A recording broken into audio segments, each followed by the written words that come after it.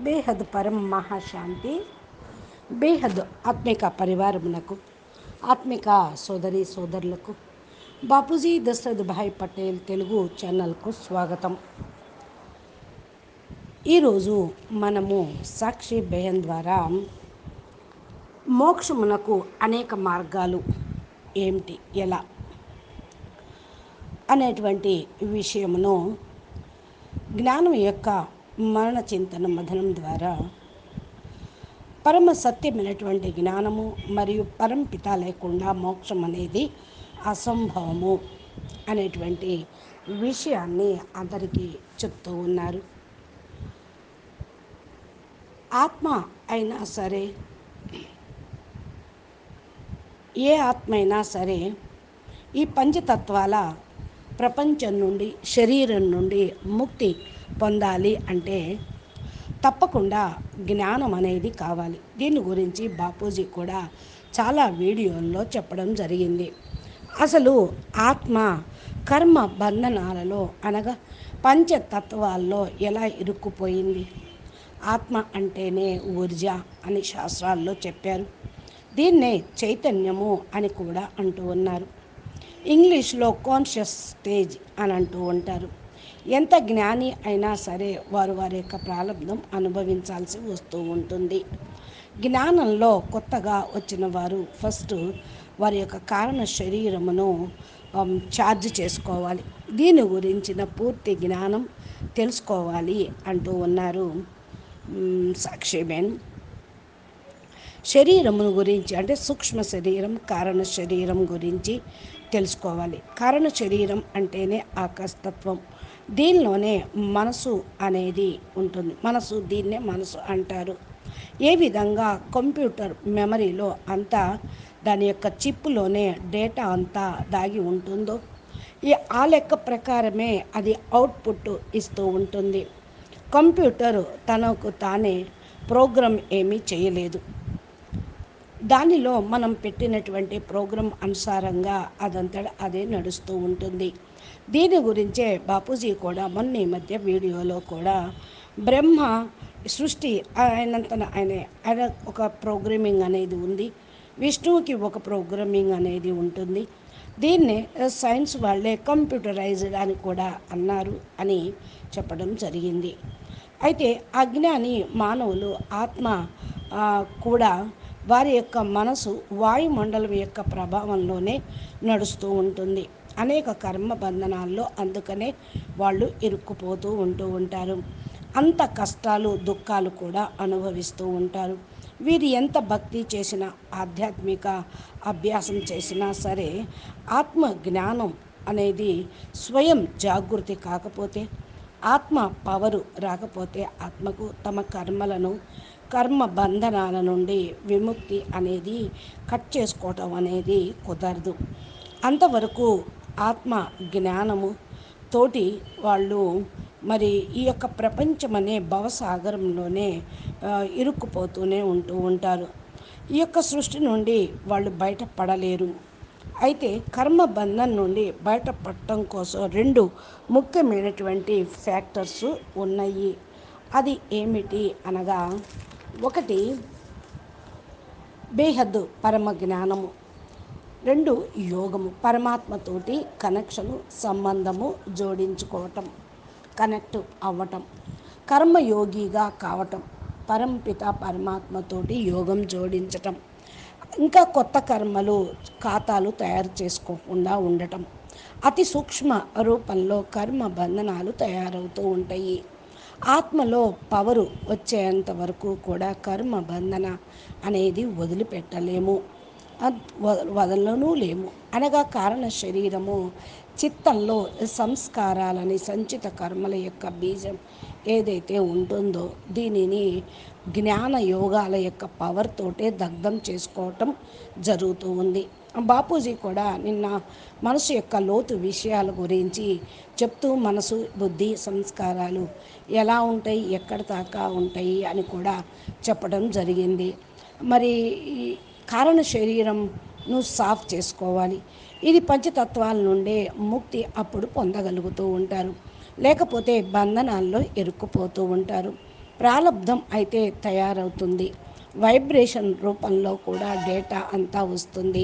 సూక్ష్మ శరీరము నెమ్మది నెమ్మదిగా కర్మ భోగము రూపంలో వస్తుంది. సూక్ష్మ శరీరం నుండి స్థూల శరీరంలోకి ఈ కర్మ భోగము అనేది ప్రకటితమవుతుంది. ఇక స్థూల శరీరంలోకి కర్మ భోగం వచ్చింది అంటే ఎంత పెద్ద జ్ఞాని అయినా సరే దాన్ని అనుభవించాల్సి వస్తుంది. కర్మభోగం చెడ్డది కానివ్వండి, మంచిది కానివ్వండి, అది శరీరం యొక్క సంబంధీకులతో అయినా శరీరంతోటైనా సరే అనుభవించక తప్పదు.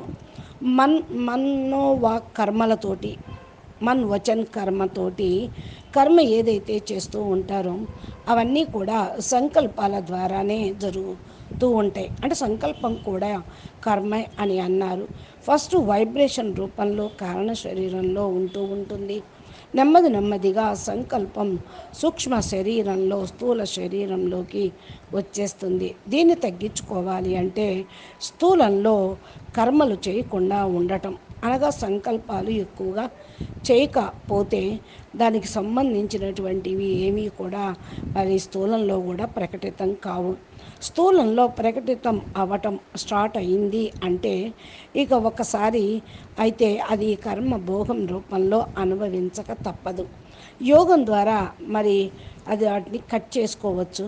కర్మభోగాన్ని సహించక తప్పదు అని అంటూ ఉంటారు మహాత్ములు కూడా. అనేక కర్మలు, సంచిత కర్మలు కూడా కారణ శరీరంలో ఉంటాయి. వీటిని కట్ చేసుకోవాలి అంటే యోగమే ఆధారము. కారణ శరీరం అంటే సంచితమైనటువంటివి మరి స్థూల శరీరం పైకి వచ్చి కర్మభోగం అంటూ ఉంటూ ఉంటాయి. ఇవి భారీగా కర్మలు రూపంలో అవి వస్తూనే ఉంటూ ఉంటాయి. ఇప్పుడు చూడండి, అడగందే అమ్మైనా బువ్వ పెట్టదు అన్నట్లుగా పరంపిత పరమాత్మను జ్ఞాపకం చెయ్యందే ఆయన నుండి పవర్ కూడా రానే రాదు. అందుకనే యోగం అనేది చెయ్యాలి. అది మీరు కళ్ళు మూసుకొని కూర్చుంటారో కళ్ళు తెరుచుకొని కూర్చుంటారో మీ ఇష్టం. బుద్ధితోటి పరమాత్మని యొక్క చింతన చెయ్యాలి. అందుకే బాపూజీ జ్ఞానంను వింటూ యోగం చెయ్యండి అని చెప్తూ ఉంటారు. యోగం కుదరటం లేదని చాలామంది అంటూ ఉంటారు. ఇది చాలా తేలికైన పద్ధతి. ఏది? బాపూజీ వీడియోలు జ్ఞానం వింటూ వింటూ యోగం చేయటము. ఈ స్మృతి ఉంటుంది, యోగం కూడా కుదురుతూ ఉంటుంది. మనసు కూడా అటు ఇటు భ్రమించకుండా ఉంటుంది. బేహద్ జ్ఞానము ఆత్మలు పరిస్థితుల యొక్క ప్రభావంలో కూడా వచ్చేస్తూ ఉంటారు. బేహద్ జ్ఞానులు కూడా మరి బలహీనమైన ఆత్మ ఉంటే, మనసు ఉంటే పరమాత్మతోటి కనెక్ట్ సరిగ్గా కాకపోతే పరిస్థితులకు ప్రభావంలోకి వచ్చేస్తూ ఉంటారు. జ్ఞానం యొక్క అభ్యాసము అనేది చేయకపోతే యోగం కూడా కుదరదు. పరమ సత్య జ్ఞానం తెలుసుకోనంత వరకు ఆత్మలు ఏ పురుషార్థము కూడా చెయ్యాలో వాళ్ళకు అర్థం కాదు. మరి ఆత్మలు ఏం పురుషార్థం చెయ్యాలి అంటే అది అర్థం కానప్పుడు ఏదైనా చమత్కారాలు జరిగితే బాగుండేమో అని ఆశలు పెట్టుకుంటారు. ఇలాంటి ఆశలు పెట్టుకోవద్దు.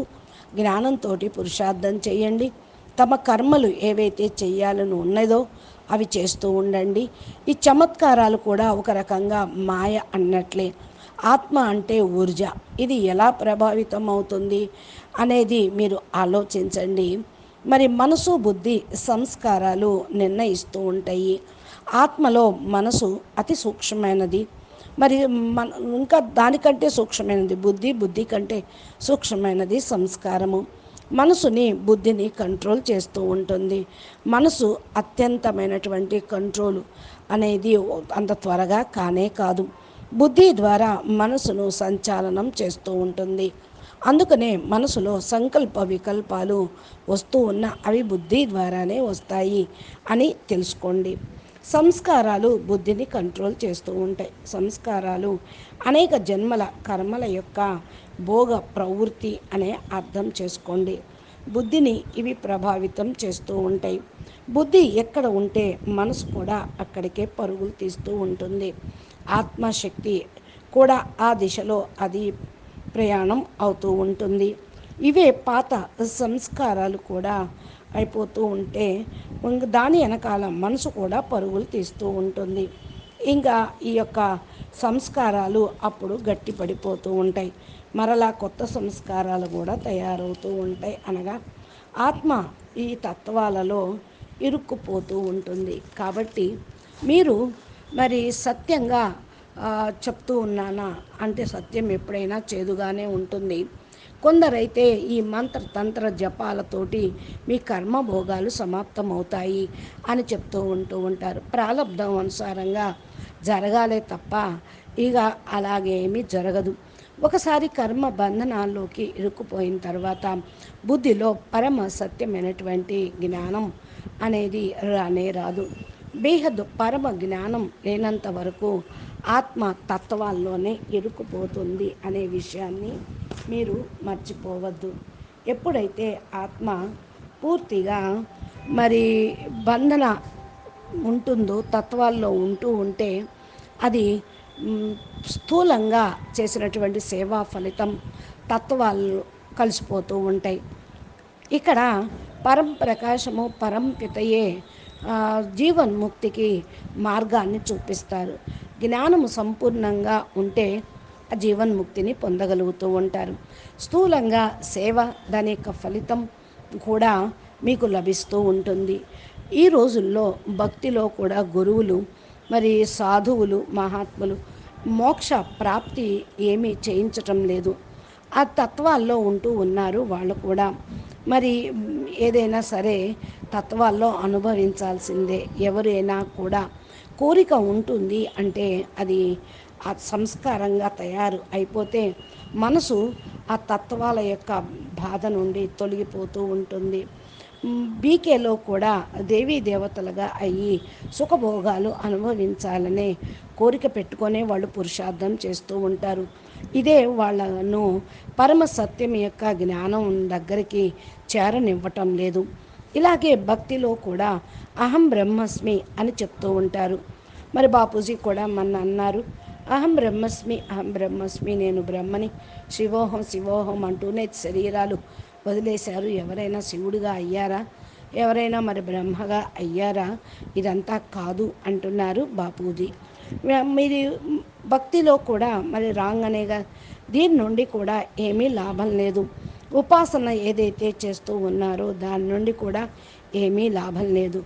ఎందుకంటే ఇది మరి భావాతీత్ నిరాకారమైనటువంటి బ్రహ్మ అనగా భావాతీత్ కర్మాతీత్ గుణాతీత్ అనేటువంటి స్థితిని చేరుకోవటం. ఇలా ఉపాసన చేస్తూ ఉంటే పవరు మరి వచ్చిందనుకోండి, మరి మంత్ర జపాలు తోటి సమయాన్ని ఎందుకు వృధా చేస్తూ ఉంటారు? అయితే మనసుకు శాంతి అనేది ఎక్కడ లభిస్తుంది?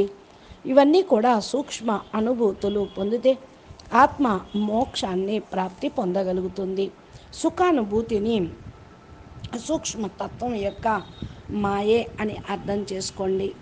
జ్ఞానం లభించేంత వరకు కూడా ఆత్మ మరి స్థూలమైన మాయ లేక దానిలోనే ఇరుక్కుపోతూ ఉంటారు. ఇవన్నీ ఏంటి అంటే నీళ్లు కాగబెట్టినప్పుడు దాని నుండి ఆవిరి బయటికి ఏ విధంగా వచ్చేస్తుందో మళ్ళీ ఆ వేడి తగ్గటంతో ఆవిరి కూడా ఆగిపోతూ ఉంటుంది. అదేవిధంగా మనసు కూడా ఆవిరి లాంటిదే. ఎక్కడో అక్కడ మనసు జోడించబడుతూ ఉంటుంది, భోగ బుద్ధిగా అయిపోతూ ఉంటుంది. మరి అదే విధంగా మళ్ళా కోరిక సమాప్తమైతే అది కూడా అంటే భ్రమించటం కూడా ఆగిపోతుంది. కోరిక అనే తాపం భోగిగా తయారు చేస్తుంది, కర్మ ఫలాలను తయారు చేస్తుంది. ఇవి సంస్కార రూపంలో రికార్డింగ్ మనసులో ఇమిడిపోతూ ఉంటాయి. ఇదే మనసును భ్రమింపచేస్తూ ఉంటుంది, బుద్ధిని కూడా భ్రమింపచేస్తూ ఉంటుంది. బుద్ధియే సంకల్పానికి కారణమవుతూ ఉంటుంది. దీని ద్వారా ఆత్మ యొక్క ఊర్జ బయటికి వెళ్ళిపోతూ ఉంటుంది. మనసు ఆవిరి లాంటిదే. కోరికలు ఉన్నంత వరకు పైకి లేస్తూనే ఉంటుంది. సంకల్పాల ద్వారా బుద్ధి అటు ఇటు భ్రమిస్తూనే ఉంటుంది. బుద్ధి మారనంత వరకు మనసు కూడా కంట్రోల్ చేయటం అసంభవమే అవుతుంది. బుద్ధిలో నిశ్చయం ఉంచుకోవాలి. బుద్ధిని కంట్రోల్లో నిశ్చయాత్మకంగా నిశ్చయ బుద్ధిగా ఉండటం కూడా ఒక రకమైనటువంటి తపస్సు. అంతేకాదు ఇది గొప్ప పురుషార్థం కూడా అని అంటూ ఉన్నారు మరి బాపూజీ. అనేక జన్మల యొక్క సంస్కారాలు బుద్ధిని భ్రమింపచేస్తూ ఉంటాయి. ఎంత శ్రేష్టమైనటువంటి జ్ఞాని అయినా సరే ప్రేయ జ్ఞానమైన సుఖదాయి అయినా సరే దుఃఖదాయి అయినా సరే శ్రేష్టత్వాన్నే ఎన్నుకుంటూ ఉంటారు. దానిలో రెండు రకాలు ఉంటాయి. ఏది ఎన్నుకుంటాడు జ్ఞాని అంటే శ్రేష్టమైన దాన్ని ఎన్నుకుంటారు. మన దగ్గర మరి పరమ సత్యమైన జ్ఞానం ఉంది. జ్ఞానంను తెలుసుకున్నప్పుడు పరంపిత పరమాత్మని గుర్తించటం జ్ఞానం ద్వారా కూడా జరుగుతూ ఉంటుంది. ఇకపోతే నిరంతరం పరంపితతోటి కనెక్షన్ జోడించబడి ఉండడం కూడా అవసరమే. ఇప్పుడు చూడండి మరి ఆత్మ లోపల అనంతమైన శక్తి ఉంది. మాయ కూడా శక్తిశాలినే, మాయ కూడా శక్తిశాలినే అని మురళి పాయింట్లో ఉంది. పరంపిత పరమాత్మ కూడా అనంతమైన శక్తి అయినప్పటికీ కూడా మాయలో ఇరుక్కుపోతూ ఉన్నారు. బీకే వాళ్ళు ధనము సంపత్తి ఇన్ఛార్జింగ్ అంటూ పేరు ప్రఖ్యాతులనే మాయ లోపలే దాక్కొని ఉన్నారు. బేహద్దు బాపు వైపుకు వాళ్ళు రాలేకపోతూ ఉన్నారు. మరి అసత్యమైనటువంటి జ్ఞానములో కూడా సత్యం ఉన్నది. ఈ సత్యాన్ని సూక్ష్మంలో మోక్షంగా మరి ఇషారాతోటి తెలుసుకున్నటువంటి వాళ్ళు బేహద్ జ్ఞానంలో తప్పకుండా వస్తారు. అందుకనే బేహద్ జ్ఞాని ఆత్మలకు ఇషారాహి కాఫీ అంటారు. అంటే సైగ చాలు, దానిలో అసత్యమైన జ్ఞానమైన దానిలో సత్యం ఉంది. ఇది ఎత్తుక్కుంటూ పరమ సత్య జ్ఞానం వరకు బేహద్ పిల్లలుగా అవుతూ ఉంటారు. అందుకని జ్ఞానముతోటే లాభము అనేది ఉంటుంది. జ్ఞానంతో పాటు ఆత్మకు కూడా పవర్ కావాలి. ఒక జ్ఞానం ఉంటే కూడా లాభం లేదు, పవర్ ఉన్నా కూడా లాభం లేదు. జ్ఞానము ప్లస్ పవరు రెండు ఉండాలి. అందుకని knowledge is source of income అంటారు. Knowledge is power, knowledge is light, knowledge is might అంటూ ఉంటారు. అంటే ఇప్పుడు మనం పవరు వస్తూ ఉన్న కొద్దీ సంస్కారాలు ఈ యోగాగ్నిలో భస్మం చేసుకుంటూ ఉంటాం. మరి జ్ఞానంలో సంస్కారాలు భస్మం కావు. జ్ఞానం అంటే ఇన్ఫర్మేషనే కదా. మరి సంస్కారాలు భస్మం కాకపోతే బుద్ధి కూడా భ్రమిస్తూ ఉంటుంది. అందుకనే పరంపిత పరమాత్మ భూమిపైకి సాకారంగా జన్మ తీసుకొని మోక్షం యొక్క జ్ఞానమును జన్మ మరణ చక్రం నుండి విముక్తి చేసేటువంటి జ్ఞానమును బేహద్ బాపూజీ మనందరికీ ఇస్తూ ఉన్నారు. ఆత్మ తన మూల స్థానంలోకి తిరిగి వెళ్ళాలి అని, తీసుకొని వెళ్ళుటకే నేను వచ్చాను అని పరంపిత పరమాత్మ చెప్తూ ఉన్నారు. అయితే పరంపిత పరమాత్మ సహాయం లేకుండా ఆత్మ మోక్షాన్ని పొందలేదు. సాకార పరంపితను గుర్తించటమే జ్ఞానం యొక్క సారం. ఈ యొక్క జ్ఞానంతో పరంపితను గుర్తించాలి, మిమ్మల్ని మీరు తెలుసుకోవాలి. ఇది చాలా తప్పనిసరి. లేకపోతే ఆత్మలు చమత్కారాలనేటువంటి మాయ వెనకాల బుద్ధిని భ్రమింపచేస్తూ పరుగులు తీస్తూ ఉంటారు. బుద్ధి అప్పుడు పతనం వైపుకే వెళ్ళిపోతూ ఉంటుంది. శ్రేష్టమైన బుద్ధితోటి మనం సంకల్పం చేస్తే అప్పుడు మనసు లోపల కూడా ఈ యొక్క జ్ఞానము అనేది ప్రవేశిస్తూ ఉంటుంది. ఎప్పుడైతే బుద్ధి శ్రేష్టంగా దివ్యంగా అవుతుందో అప్పుడు మనసును కూడా ఇముడ్చుకోవటం ప్రారంభిస్తుంది బుద్ధి. ఆత్మ లోపల ప్రవేశించటం జ్ఞానము అప్పుడు ప్రారంభమవుతుంది. బుద్ధి కేవలం పరమ జ్ఞానంతో రమిస్తూ ఉండాలి. పరంపిత బేహద్ సృష్టి గురించి బుద్ధిలో ఎప్పుడూ చింతన నడుస్తూ ఉండాలి. అప్పుడే సంకల్పాలు శ్రేష్టంగా అవుతాయి. మనసును సర్దుకుపోవటం ప్రారంభిస్తూ ఉంటుంది. మనసు విస్తారంలోకి వెళ్ళిపోతూ ఉంటుంది. ఆత్మ కేవలం జ్ఞానంతోటే పరంపిత యొక్క రహస్యమును అర్థం చేసుకుంటుంది. మరలా కూడా యోగము తోటి సంచిత కర్మలు సంస్కారాల్ని దహనం చేసుకోవటం జరుగుతూ ఉంటుంది. బుద్ధి దివ్యంగా అయిపోతూ ఉంటుంది. మరి మూల స్మృతి కూడా ఆత్మకు కలుగుతూ ఉంటుంది. అప్పుడు ఆత్మతత్వంలోకి మరి మోహము లేకుండా పోతూ ఉంటుంది. మూల స్మృతి జాగృతం అవ్వటం అంటే ఆత్మ స్వరూపంలో స్మృతి జాగృతం అవ్వటం, ఆత్మస్వరూపం యొక్క అనుభూతి అవ్వటం అంటారు. ఇదే ధారణ కావటము. కాబట్టి ఇప్పుడు మోక్షమే మీ యొక్క అంతిమ లక్ష్యంగా పెట్టుకోండి. అప్పుడే మూల స్మృతి మీకు ఆత్మ యొక్క మూల స్మృతి జాగృతం అవుతుంది. ఈ సృష్టి పైన, ఈ దేహం పైన, దేహ సంబంధికుల పైన మోహం ఎప్పుడైతే నశిస్తుందో అప్పుడు మూల స్మృతి జాగృతం అవుతూ ఉంటుంది. కేవలం పరంపిత జ్ఞానంతో ఇది సాధ్యమవుతుంది.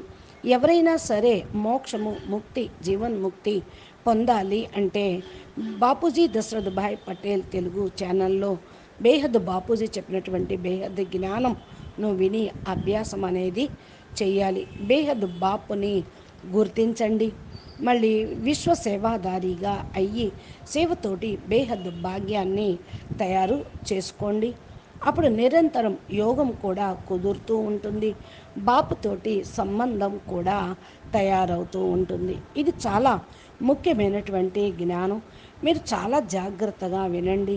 చక్కటి పురుషార్థం చేస్తూ తీవ్రంగా పురుషార్థం చెయ్యండి.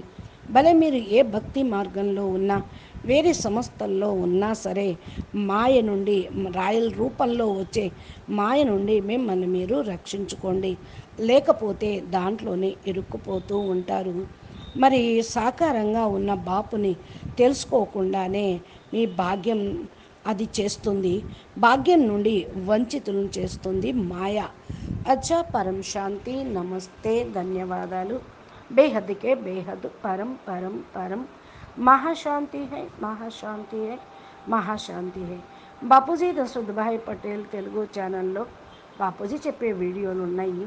మీరు మా ఛానల్ని సబ్స్క్రైబ్ చేసి గంట సింబల్ని ప్రెస్ చేస్తే నోటిఫికేషన్ రూపంలో మీకు మీ ఎదురుగా వస్తాయి.